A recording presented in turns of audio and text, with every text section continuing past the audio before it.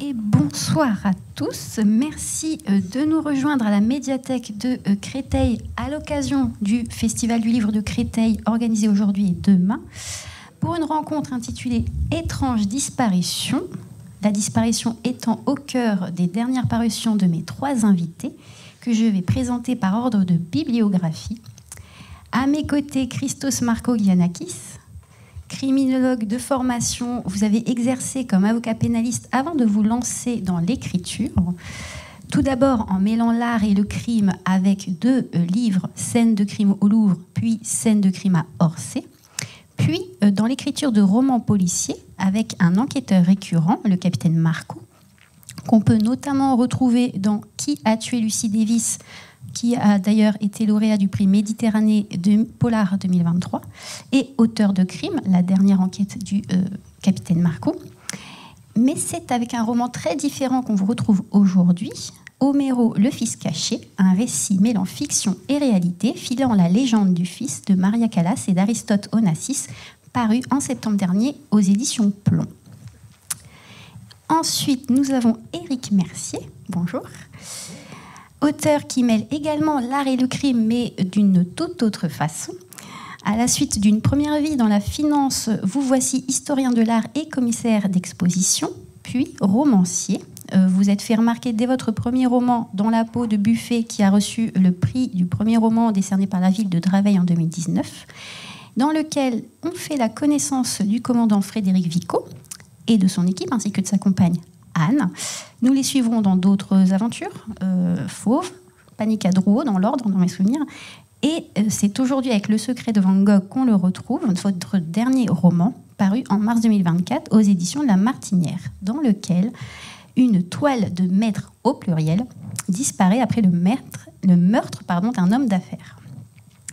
Enfin, Agnès Laurent, vous êtes journaliste de profession, vous avez exercé notamment à La Tribune ou à l'Express, vous êtes une spécialiste du fait divers et vous en avez fait votre matière romanesque, d'abord dans un premier roman, Rendors-toi, tout va bien, qui a été finaliste du prix Maison de la Presse et le lauréat du prix des Mines Noires en 2022.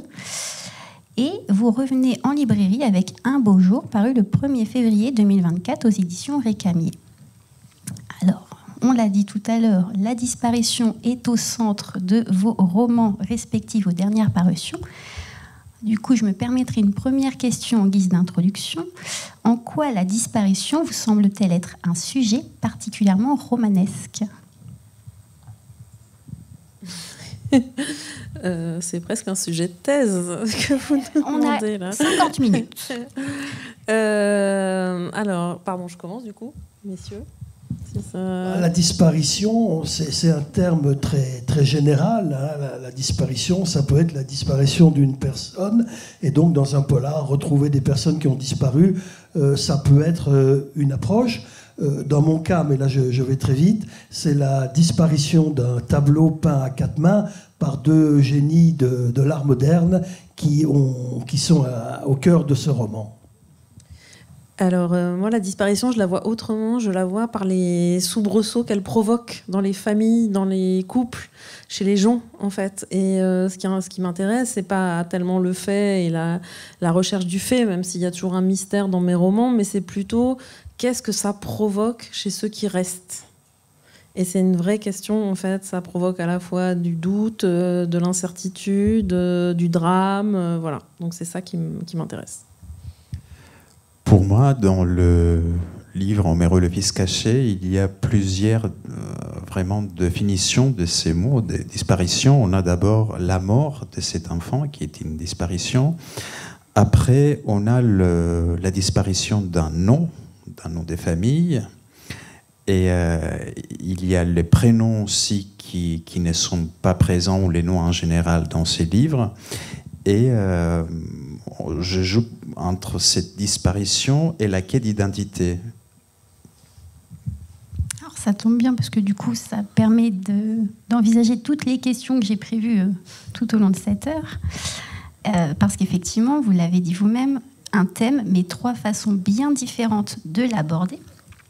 Je résume un petit peu brièvement, mais effectivement, C'est un couple qui disparaît en montagne sans laisser la moindre trace chez Agnès pour dérouler toute une... Moi, j'appelle ça une saga familiale, puisque du coup, le roman va suivre les enfants de ce couple sur une 50aine d'années. C'est un fils caché d'une relation adultérine déclaré mort à la naissance, et après je vous laisserai découvrir la suite chez Christos. Et c'est effectivement un mystérieux tableau à 4 mains qui fait couler beaucoup d'encre et de sang sans refaire surface pour autant chez Éric. Comment vous sont venues ces idées tout à fait différentes et originales ? Je commence ? Oui. Très bien. Alors, ce n'est pas un secret que je suis un très grand fan de Maria Callas. Maria Callas qui est toujours présente même dans mes romans policiers. Mon policier récurrent, Marcou, écoute toujours la musique, les airs de Maria Callas. Il y a même parfois des indices qui lui viennent grâce à sa musique, à sa voix.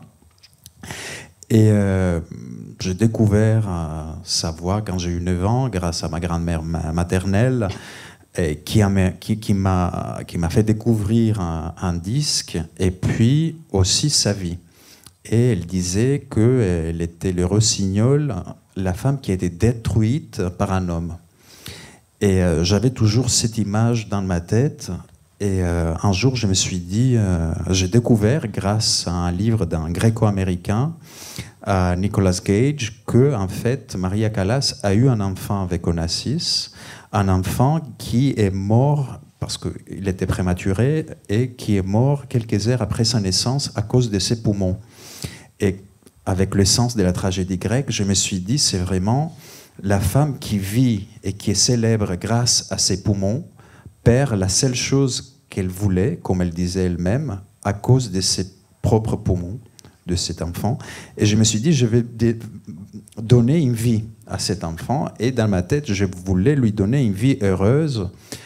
Et j'ai commencé à écrire alors cette histoire de cet enfant comme s'il avait survécu. Mais quand on se mêle avec les gens qui ne sont pas heureux, c'est très, très difficile de donner une vie heureuse à un enfant qui est issu de deux familles ou d'un environnement qui est peu heureux. Et donc voilà, c'est comme ça que cette idée m'est venue. Alors moi, l'inspiration, elle vient de plusieurs éléments. Le premier, c'est d'abord un article de presse, en fait, pour ce livre, en l'occurrence, qui parle donc d'un couple qui part faire une excursion en haute montagne et qui ne revient pas à la suite d'un orage. Et en fait, j'avais lu un article autour d'une disparition semblable et je trouvais intéressant de creuser justement ce que je disais tout à l'heure, la suite et après, quand les parents disparaissent et ne reviennent pas. Donc ça, c'était ma première inspiration. Et j'avais lu notamment un article où les enfants de ce couple disparu en montagne pendant des années parlaient. Il y avait 2 femmes qui avaient, je crois, 70 ans, et elles parlaient de leur mère comme si elles en avaient 10, et elles disaient maman, et il y avait quelque chose de très touchant, comme si la disparition avait eu lieu la veille. Et donc je me suis dit, il y a quelque chose autour de ce manque et de ce deuil à creuser dans un roman. Donc il y a ça. Et le deuxième élément qui est plus personnel, même si c'est pas du tout mon histoire, c'est que je viens d'une très grande famille. Mon père a 8 frères et sœurs, fratrie méditerranéenne, donc vous imaginez ce que ça peut donner les réunions de famille. Et donc moi je trouve ces relations fascinantes en fait, et à la fois en termes d'amour et de blessures qu'on peut s'infliger. Et donc c'est un matériau que j'ai beaucoup utilisé dans mon roman aussi. Alors, en ce qui me concerne, les choses sont beaucoup plus simples. Je relisais les échanges entre les 2 frères Van Gogh. Et je suis tombé sur un passage dans lequel Vincent, donc le peintre, demandait à son frère d'intervenir auprès de Gauguin pour qu'il le rejoigne à Arles. Bon, ça s'est fait grâce à Théo, le frère, parce que Van Gogh n'avait pas d'argent, et c'est lui qui a financé le voyage de Van Gogh à Arles. Et c'est là que je me suis dit, mais si ces 2 peintres ont cohabité ensemble pendant 6 semaines, et s'ils avaient peint un tableau à 4 mains? Bon, historiquement, c'est absurde parce que quand on connaît le tempérament des deux peintres, les tableaux à quatre mains sont rarissimes. L'ego des peintres est souvent tellement important que de signer à deux, ça ne marche pas. Bon, mais voilà, c'est ainsi que j'ai eu cette idée. Et après, la difficulté, ça a été, parce qu'il ne s'agit pas d'un roman historique, il a fallu créer une intrigue qui se nourrisse à la fois de cette cohabitation houleuse avec une enquête qui se passe aujourd'hui. Alors, on a souvent l'expression « briller par son absence » et je trouve qu'elle est assez éloquente, de manière originale, hein, mais assez éloquente quand on vous lit, parce que souvent, c'est l'absent qui est omniprésent au cœur de vos intrigues. N'est-ce pas là surprenant ?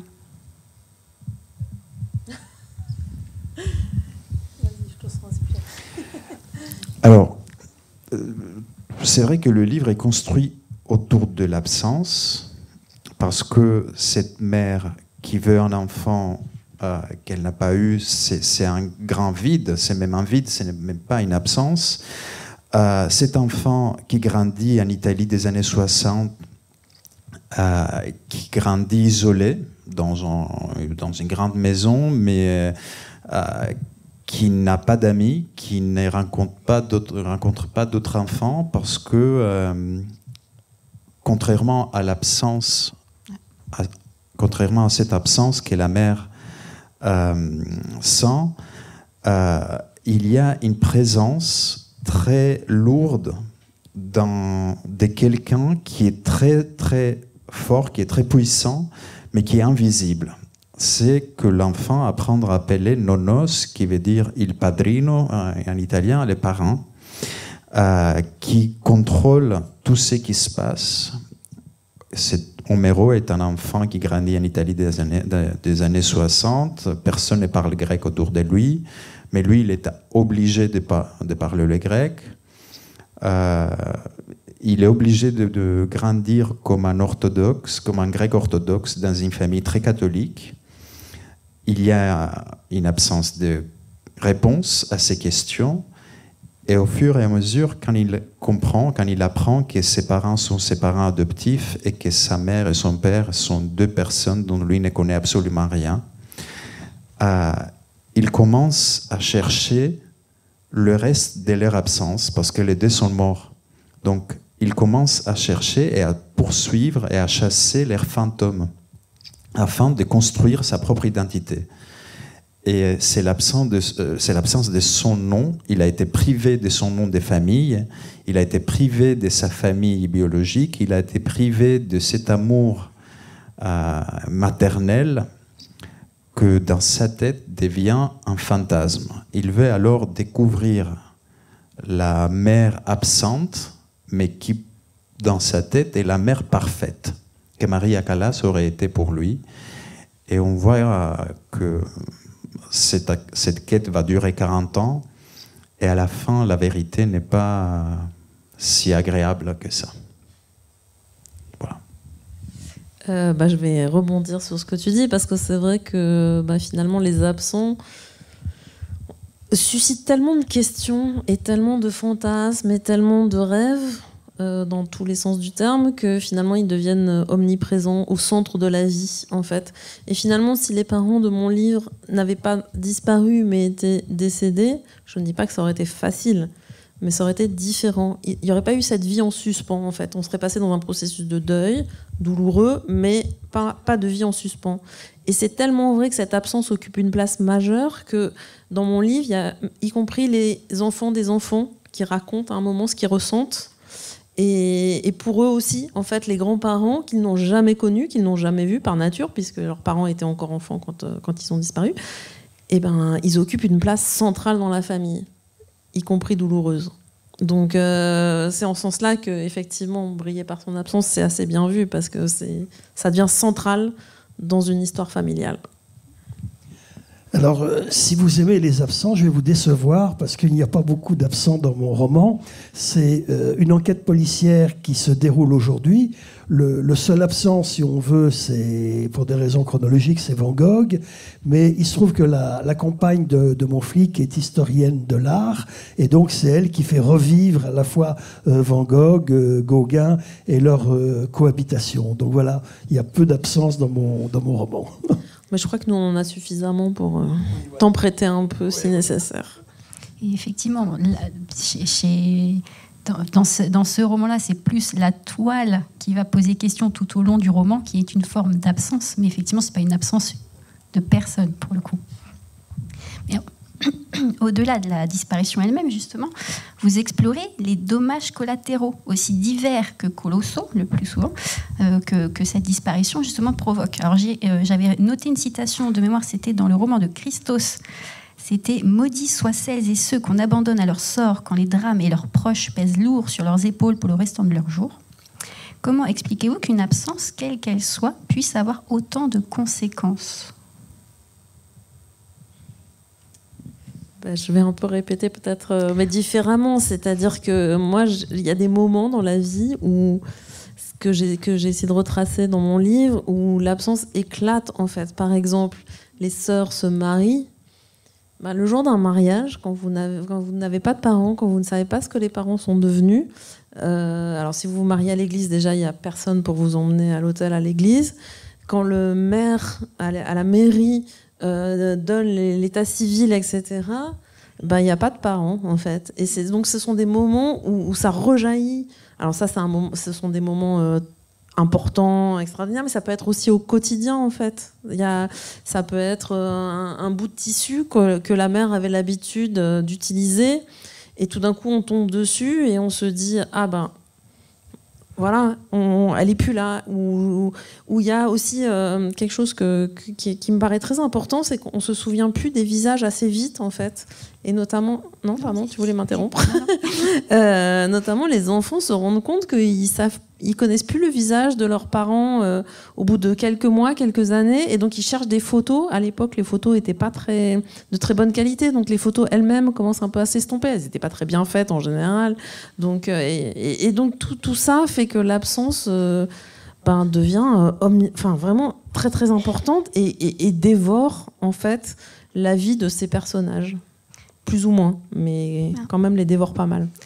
Si je puis me permettre, effectivement, c'était aussi dans ce sens-là, puisque cette absence se répercute jusqu'à leur construction personnelle, jusqu'à finalement presque aussi le métier qu'ils vont exercer. On le voit à travers les frères, sur la construction personnelle, notamment de la sœur aînée. Moi, je trouvais aussi que ça avait ce genre de répercussions-là. Oui, tout à fait, effectivement. Ça imprègne toute leur vie, en fait. Donc, et puis, il y en a qui décident de rester donc à la montagne, puisque ça se passe dans les Alpes, vraiment vallée alpine, assez classique. On pense souvent à Chamonix quand on me lit. Mais certains vont décider de partir très loin, d'autres vont s'ancrer dans la montagne, par hommage aux parents, ou au contraire par volonté de fuir cette histoire qui est trop présente, ou de cette absence qui est trop présente. C'est pas très joli comme expression, pardonnez-moi, mais voilà, donc tout tourne autour de ça, en fait, et ça façonne toute leur vie. Je voudrais ajouter un mot concernant peut-être l'absence est liée à Van Gogh. Tout le monde connaît la fin houleuse de leur cohabitation, l'oreille tranchée, et une des explications que l'on donne à son geste est le fait que Van Gogh a appris 24 heures avant que son frère Théo, dont il était tellement dépendant, allait se marier. Et la crainte d'avoir ce frère qui allait s'éloigner de lui, même si ce n'était pas justifié, donc une certaine forme d'absence, est une des explications de son geste.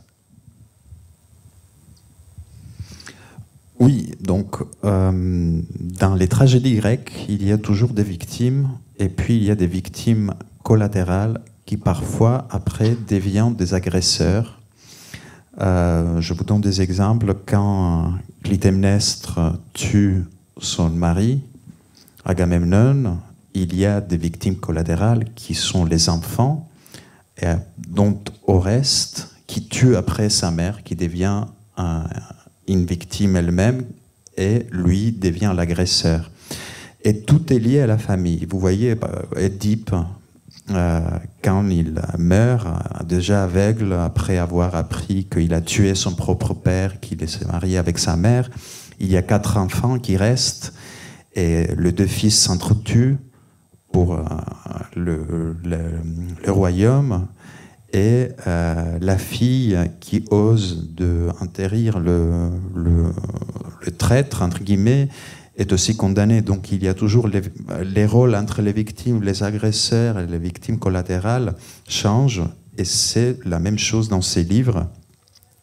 Le seul protagoniste qui a porté le malheur à tout autre qui sont devenus des victimes et des victimes collatérales, et cet homme qui se prend pour un dieu et qui, comme dans une tragédie grecque, va payer cette hubris avec la némésis.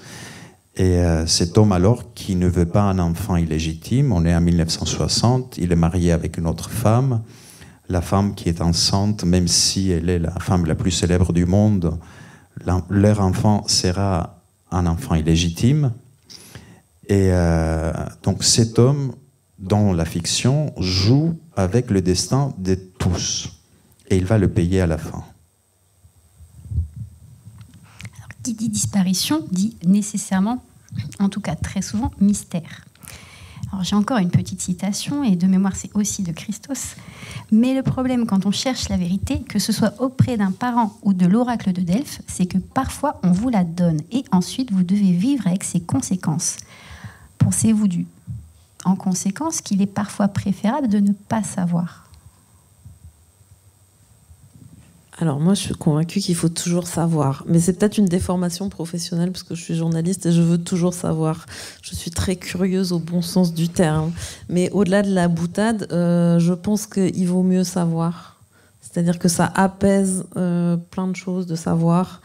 Et même les choses les plus horribles et les plus douloureuses sont mieux qu'un silence ou que... Mais bon, c'est peut-être un point de vue personnel. Hein. Peut-être que dans la salle, il y a des gens qui disent mais n'importe quoi, elle raconte n'importe quoi. Mais je suis vraiment convaincue de ça, en fait. Et donc le mystère, c'est bien, mais c'est aussi pour ça que dans mes livres, je dis toujours à la fin ce qui s'est passé. Parce que même pour le lecteur, j'aime pas le laisser sur un non-dit ou sur une non-élucidation, parce que c'est pas gentil, quoi, en fait, de laisser de pas dire ce qu'on avait en tête, au fond. Alors, si je puis me permettre, nous, oui, mais les personnages, pas forcément. Non, mais les deux. Enfin, ma première partie de réponse portait sur les personnages et la deuxième partie sur les lecteurs. Mais je pense, non, vraiment, je pense qu'il est mieux de savoir, en fait. Alors, mais bon, après, je peux pas en dire trop parce que sinon, voilà, je veux pas raconter la fin du tout de mon livre. En plus, il y a plusieurs mystères qui s'imbriquent. Enfin, bref, donc, voilà. Donc, je vous fais le contraire de ce que je viens de dire. Je vous laisse en suspens avec mon mystère. Voilà, désolée. C'est la question de ces livres, est-ce qu'il faut tout savoir ou non? D'un côté, on dit que l'ignorance, c'est la bénédiction. Et j'ai dans la tête aussi Édipe, on parlait tout à l'heure d'Édipe. Est-ce qu'il a bien fait d'aller savoir la vérité?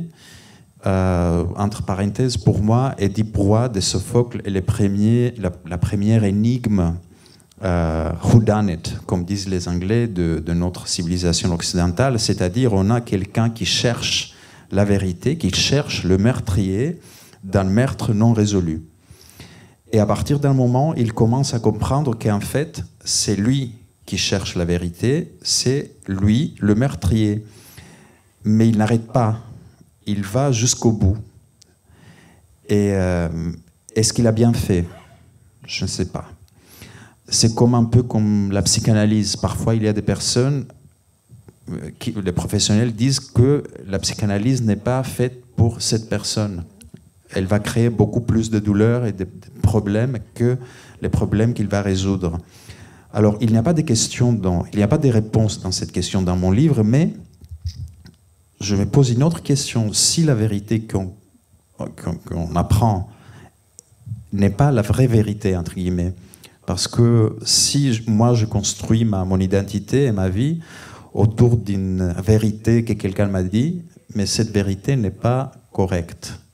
Qu'est-ce que j'ai fait quand j'apprends, 40 ans après, que toute ma vie a été construite sur une vérité fausse?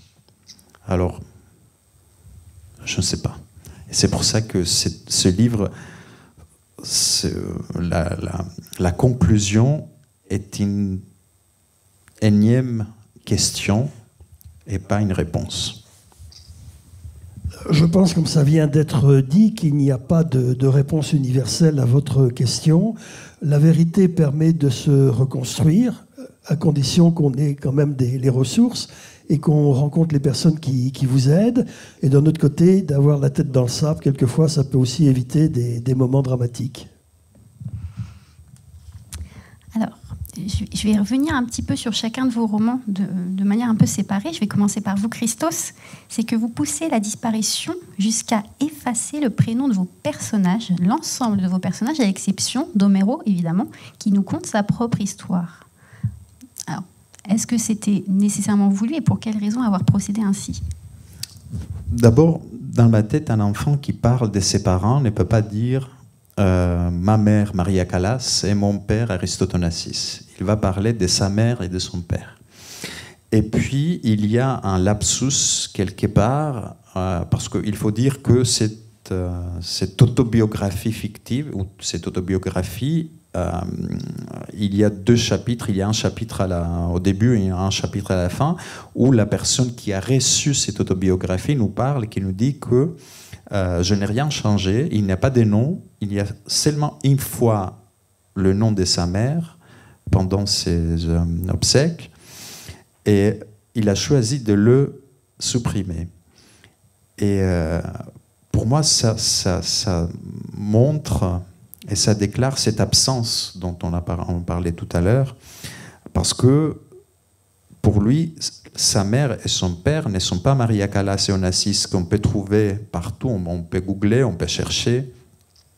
C'est la mère idéale, la mère parfaite, et le père qui est le monstre qui m'a privé de ma mère au début, et puis vers la fin, parce que le mère et père est écrit en majuscule. Et à partir d'un moment, ça change. Et vous allez voir pourquoi.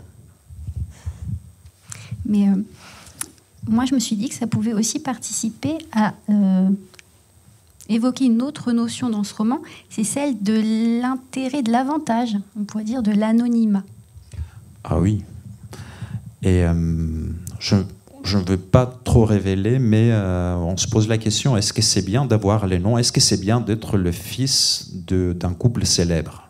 Est-ce que vous connaissez beaucoup d'enfants de couples célèbres qui sont heureux et qui sont réussis, qui n'ont pas eu même plus de problèmes que nous, qui ne sommes pas des enfants de couples célèbres?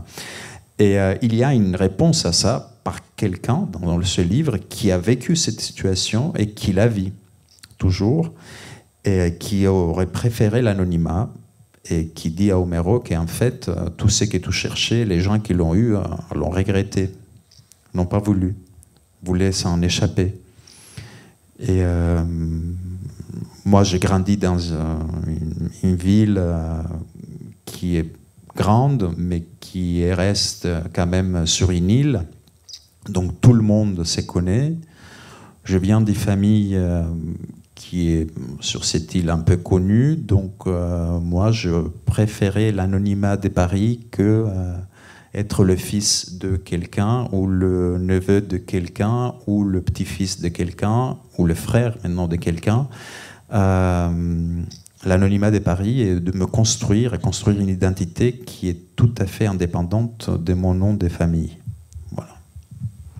Alors, je vais digresser un petit peu par rapport à la thématique, parce que je reviendrai aussi sur une autre thématique qui vous est commune, mais un peu à la fin. C'est que vous évoquiez tout à l'heure que ce roman est un peu construit comme une tragédie grecque. Et c'est exactement ça. Et j'avais un peu l'impression que ce roman évoquait un peu aussi toute la grécité. Je ne sais pas si ça se dit, mais en tout cas, ça me donnait ce sentiment-là à travers ce roman aussi. Oui, parce qu'on a un enfant qui grandit en Italie, mais comme un grec, et il se pose la question, est-ce que je suis grec, est-ce que je suis italien, qu'est-ce que je suis, est-ce que je suis l'issue de ma famille qui m'a grandi, qui m'a élevé, est-ce que je suis l'issue de mon ADN, mais qui est aussi un lien entre les deux personnages. Maria Callas et Onassis étaient les deux Grecs du XXe siècle.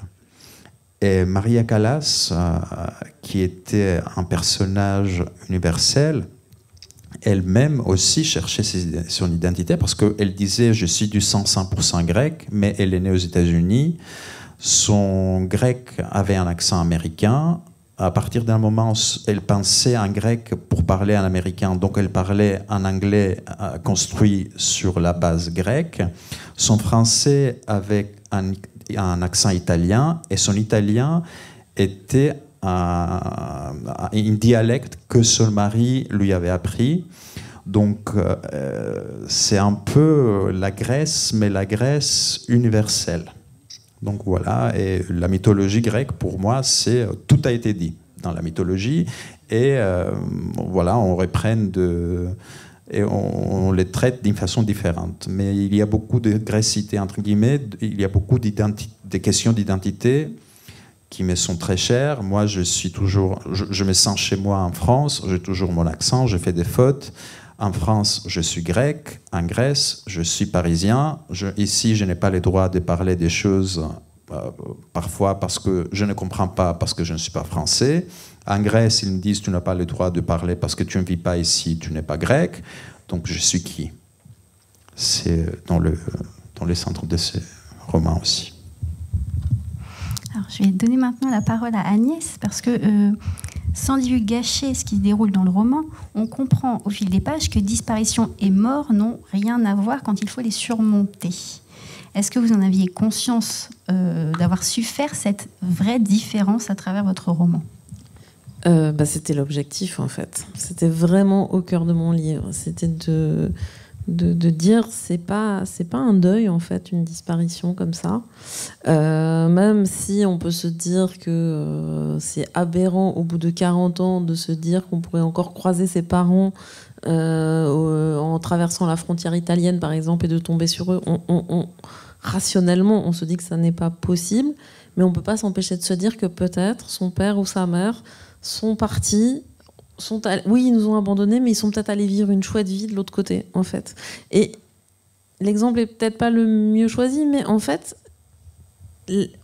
vraiment, on reste en suspens. Je suis convaincue dans cette situation, et c'était vraiment ça le cœur de mon livre. C'était pas le deuil.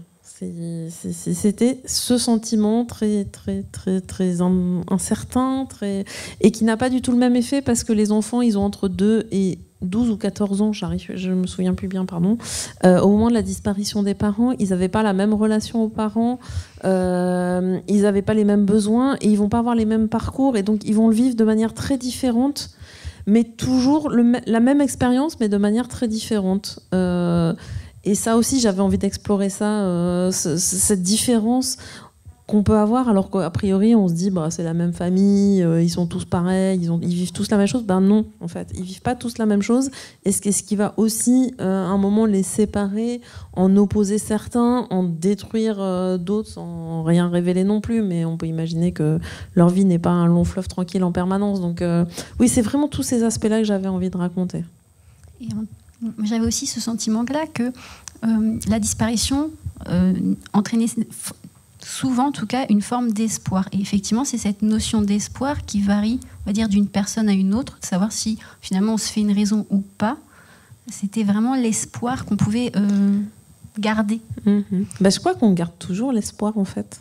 Je pense que qui que ce soit, c'est trop difficile de se résigner sans éléments concrets, objectifs, etc., à une mort, en fait. Et alors, je vais faire une comparaison qui, j'espère, ne va pas vous choquer les uns les autres, mais quand un enfant disparaît etc., les parents, ils continuent à y croire, en fait, pendant des années, et c'est normal, c'est humain, voilà. Et là, c'est pareil avec... la relation est inversée, c'est des parents, c'est des enfants qui restent vivants, mais c'est ça, en fait, je pense que l'être humain, fondamentalement, ne peut pas renoncer à l'espoir tant qu'on ne lui met pas la preuve sous les yeux qu'il n'y a plus de raison d'espérer.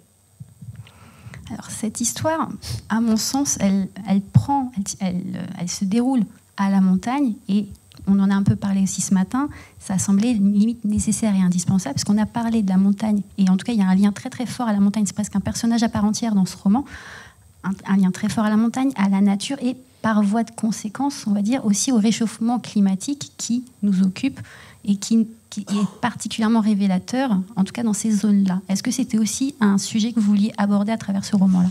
Oui, alors la montagne était un élément fondamental, parce que c'est un des rares endroits aujourd'hui où on peut disparaître sans laisser de traces. C'est compliqué aujourd'hui. Enfin, même si c'était dans les années 70, mais même dans les années 70, où est-ce qu'on peut disparaître sans laisser de traces ? Il n'y a pas beaucoup d'endroits. Et par ailleurs, avec l'évolution, le réchauffement climatique, vous avez vu comme moi les glaciers qui fondent, etc. C'était aussi un des rares endroits où il y avait la possibilité, je ne dis pas que c'est le cas, mais que l'on retrouve des gens des années après. Donc en fait, il y avait les deux possibilités, et j'avais, de manière un peu romanesque, besoin de ça. Mais alors ce qui est très amusant, c'est que j'ai fait une rencontre à Chamonix, dans une librairie.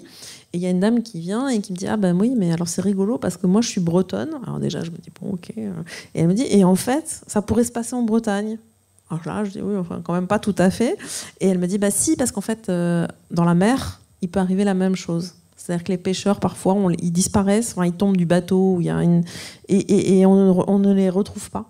Et donc, en fait, il peut y avoir ce même doute, ce même espoir entretenu. »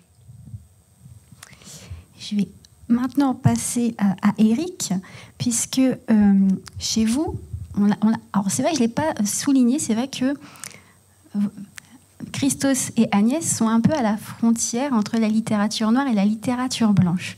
Vous, par contre, on est dans 100% dans un polar qui mêle art et polar, et on sait que la disparition, c'est souvent un thème, en tout cas évoqué et abordé, maintes fois utilisé en littérature noire. Dès lors, comment travaille-t-on un tel sujet pour réussir, comme vous l'avez fait, à se renouveler, tout en conservant d'ailleurs des personnages récurrents à ses côtés ? Alors, comment fait-on, si vous voulez, j'ai besoin au départ de m'enthousiasmer pour le sujet. Il faut qu'il y ait une étincelle, il faut qu'il y ait quelque chose qui me dise, là, tu peux y passer du temps, il y a quelque chose.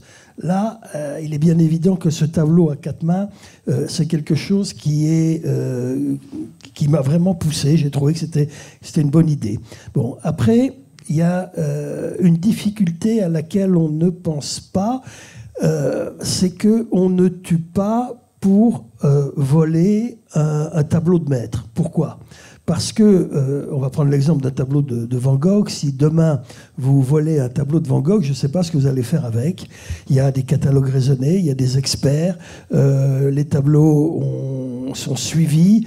Donc, bon, peut-être que sur le Darknet, on fantasme beaucoup sur le Darknet, mais vous ne pouvez rien en faire de votre tableau. Alors, vous pouvez l'accrocher chez vous, mais en général, quand on veut avoir un tableau de Van Gogh, c'est aussi pour le montrer à son entourage. Donc, il faut trouver, c'est ça la vraie difficulté à laquelle je suis confronté, c'est de marier une scène de crime dont la finalité est rarement le tableau et de, malgré tout, la faire plonger dans cet univers de l'histoire de l'art, parce que ce qui m'intéresse dans le polar, c'est vraiment ce mariage des genres, ce qui permet d'écrire des livres qui ont une double vocation, à la fois passer un bon moment, c'est le but du polar, mais aussi apprendre plein de choses, et ça c'est à l'historien de l'art de le faire passer. Alors justement, pourquoi avoir nécessairement voulu mettre de l'art, et justement c'est très enrichissant, mais vous imaginez-vous écrire un polar un jour sans vous raccrocher à l'art qui semble particulièrement vous tenir à cœur? On sait que vous êtes historien de l'art et commissaire d'exposition, mais vous voyez-vous écrire faire disparaître, finalement, on en est à la disparition, de l'art dans vos romans? Alors la réponse est très simple, c'est non, parce que ça ne m'amuserait pas de l'écrire. D'accord. Alors on va en revenir à une autre thématique qui trouve finalement son corollaire par rapport à la disparition, c'est que ce qui vous unit aussi, en tout cas qui réunit vos 3 romans, bien que très différents, c'est cette notion de famille, de complexité de ces liens et de répercussion de la disparition dans chacune d'elles. En quoi cela vous a-t-il, en quoi la famille vous inspire-t-elle particulièrement ? Alors, bon, c'est pas tellement ma thématique, mais si on veut parler de famille à travers mon roman, le seul angle d'attaque que je vois, c'est en allant de nouveau vers Van Gogh.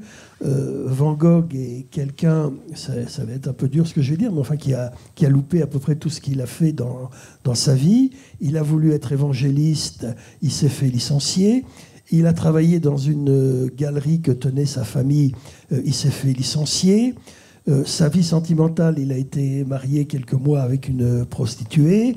Bon, c'était quand même le désert. Et la seule chose qu'il a tenue, qu'il a fait vivre, d'ailleurs, pécuniairement parlant, c'est la relation avec son frère Théo. Donc ça, c'est une façon de montrer à quel point la famille était aussi une façon pour certaines personnes de tenir debout.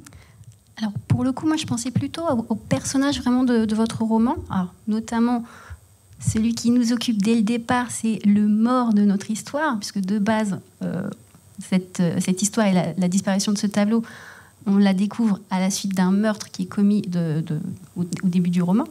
Et c'est finalement sa famille à lui qui va nous permettre de découvrir plein de choses. Alors, j'en dirai pas trop, parce qu'il ne faut pas divulgacher, mais c'est plutôt dans cet angle-là que je voyais les liens familiaux dans votre roman. Les liens familiaux, ils sont complètement distendus, parce que mon personnage est totalement odieux. Il s'est fâché avec sa fille parce qu'il entretenait des relations incestueuse avec elle. Il s'est fâché avec son fils parce que, alors c'est un homme riche, quand il était dans la panade, il ne l'a pas aidé. Donc là, on a vraiment l'antithèse d'une famille qui fonctionne. Mais justement, est-ce que c'est ce que vous vouliez aussi évoquer ? Non, c'est venu, si vous voulez, je démarre mes romans, comme je vous l'ai dit, à partir d'un élément lié à l'histoire de l'art, et je le construis en avançant. C'est-à-dire que je n'ai pas un plan, je n'avais pas prévu qu'au chapitre 5, on allait évoquer ces relations incestueuses, et qu'au chapitre suivant, non. C'est l'écriture qui nourrit mon imagination. Du coup, je vous laisse répondre. Désolée. Alors moi, j'ai pas de plan, mais par contre la famille, c'est mon truc. Je trouve ça fascinant, la famille, de tout point de vue, et je trouve que c'est tellement présent dans notre quotidien que ça raconte qui on est en fait. Et ce qui est très amusant, c'est que ce roman, donc ce que je disais tout à l'heure, j'ai une grande famille, donc évidemment il y a des choses que j'ai reprise, mais je me suis pas inspirée d'un personnage, etc. Juste, c'est des scènes qui vous reviennent quand vous écrivez, etc. Et ma mère, quand elle a lu le roman, elle m'a appelée, elle me dit « Ah non, mais dis donc, il y a Tata Germaine au cœur du roman. » Alors Tata Germaine, c'est une sœur de mon père, qui est un pilier de la famille, qui est ma marraine, etc. Et puis je dis « Ma mère, mais ça va pas. » Non, elle me dit « Mais si, regarde, il y a ci, il y a ça, il y a ça. » Effectivement, après, en y réfléchissant, je me dis, ah ouais, quand même, je crois que j'ai un peu mis Tata Germaine dans le roman. Bon. Et surtout, non, mais je dis ça parce qu'après, quand il y a des gens qui ont lu mon livre, des gens que je ne connaissais pas et qui m'ont fait des retours, ils m'ont tous dit, ah, mais moi, j'ai reconnu mon grand frère, ma petite sœur, ça, quelque chose qui nous est arrivé. Enfin, c'est en ce sens-là que je dis qu'il y a vraiment quelque chose d'universel dans la famille. C'est qu'en fait, chacun trouve matière dans ce roman à se projeter et à retrouver quelque chose de lui. Et c'est ça que je trouve passionnant dans la famille. Voilà. Oui, la famille est très importante. D'abord, on parlait des mythologies tout à l'heure, mais 90% des drames dans les tragédies sont des drames familiaux. Même les dieux étaient une famille avec leurs problèmes aussi, en Grèce antique. Et c'est un livre des familles où j'ai mis beaucoup de choses de mes propres expériences. Je grandis alors dans une famille d'avocats pénalistes. J'étais le successeur. Et les familles méditerranéennes, en Crète encore plus. Quand je tout quittais pour venir à Paris faire mon doctorat, même si c'était en criminologie, mon père l'a pris comme une trahison. Et il ne me parlait pas pendant 2 ans parce que je suis venu faire le bohème à Paris et je n'ai pas voulu donner une suite à ce cabinet familial de droit pénal. Et ici, on a plusieurs familles et plusieurs types de familles. On a la famille de Onassis, où il est le roi. On voit ces dynamiques parce que lui, il voulait absolument un fils pour qu'il soit son héritier. On voit qu'il a eu sa fille après, mais une fille, la seule chose qui lui manque, il disait, c'est son pénis. Donc il n'était pas très occupé de sa fille, ni sa mère d'ailleurs, parce qu'elle n'était pas très belle, Christina, quand elle était petite. Donc sa mère adorait son fils Alexandre parce qu'il était beau, il était sociable. Onassis adorait son fils parce qu'il était son héritier. Alexandre est mort à 23 ans dans un accident d'avion et il commence à regarder sa fille d'une façon différente, Onassis, mais il est déjà trop tard. Et cette conception des familles a détruit la vie de Christina, qui est morte aussi très jeune, à 37 ans. Et la Calas disait que la seule chose qu'elle voulait était une famille. Elle aurait préféré quitter sa carrière pour avoir des enfants. Elle disait, mais est-ce qu'on quitte si facilement l'applaudissement qui est une drogue? Même, on voit même aujourd'hui, quand il y a des chanteurs ou des chanteuses qui n'ont plus de voix, qui assument qu'ils n'ont plus de voix, ils veulent être devant leur public afin d'être applaudis. C'est une drogue. Et elle a construit une famille, la Calas, qui n'est pas une famille biologique, parce qu'elle ne parle pas avec sa mère, elle ne parle pas avec son père, elle ne parle pas avec sa sœur. Et elle disait que le sang n'est pas très important. Elle avait choisi sa famille qui était sa bonne, entre guillemets, parce qu'elle l'appelait my maid, mais elle disait, elle est ma sœur, elle est ma mère, elle est ma meilleure amie, ma compagnonne, elle est la seule personne dans cette vie qui ne va pas me trahir. Elle a construit alors une autre famille. Elle voulait construire une famille et créer une famille avec Onassis. Onassis a choisi après Jackie, une autre famille maudite, les Kennedy. Il faut dire que le fils Alexandre, alors de Onassis, disait pour le mariage de son père, je trouve ça très drôle, ils sont faits l'un pour l'autre. Mon père aime les grands noms, Jackie aime l'argent, ils sont parfaits l'un pour l'autre. Donc voilà, vous voyez alors que les familles sont vraiment, toutes les familles, mais les familles maudites sont dans le centre de ce livre. Et moi, je choisis ma famille n'est pas maudite, je crois, mais je choisis de fuir ma famille et je crée ma famille ici à Paris avec voilà, mes amis, mes lecteurs et mes livres. Voilà. Le temps défile et je sais que je vais après vous laisser rejoindre les lecteurs pour continuer à échanger et vous laisser dédicacer vos romans. En parlant de livres, savez-vous d'ores et déjà quelle thématique va occuper vos prochaines lignes ? J'ose à peine le dire. La famille, toujours. Alors, une relation complètement différente. La folie. Une ville abandonnée de la région parisienne. Voilà. Mais on n'y est pas encore. Hein. Donc il va falloir attendre un peu. Il va falloir lire celui-là avant d'espérer le prochain. Alors, je ne vais pas vous surprendre. Je vais rester dans l'histoire de l'art. J'ai d'ores et déjà écrit un roman avec les mêmes personnages, mais qui fait découvrir cette fois Modigliani. Et je suis en train d'en terminer un dont la thématique est le radeau de la Méduse et Jéricho. Et moi, j'aime les hybrides, donc je mélange deux sujets qui me passionnent, qui est la mythologie grecque et les énigmes policières. Donc c'est une énigme qui se passe en Grèce antique, mais qui a des conséquences aujourd'hui. C'est un peu Agatha Christie et André Malraux, donc c'est un peu philosophie et énigme policière, mais je ne sais pas, alors je l'ai écrit pour moi, alors on va trouver si je trouve un éditeur qui va aimer ce sujet pour le publier. Je ne sais pas. Il va falloir, parce que du coup, maintenant, on a l'eau à la bouche pour les 3 romans, donc il va falloir. Eh bien, je vous remercie tous les 3 pour cet échange et je vous remercie également de nous avoir écoutés. Sachez que les 3 auteurs vous attendent pour vos questions et vos dédicaces dès la sortie de la salle. Merci.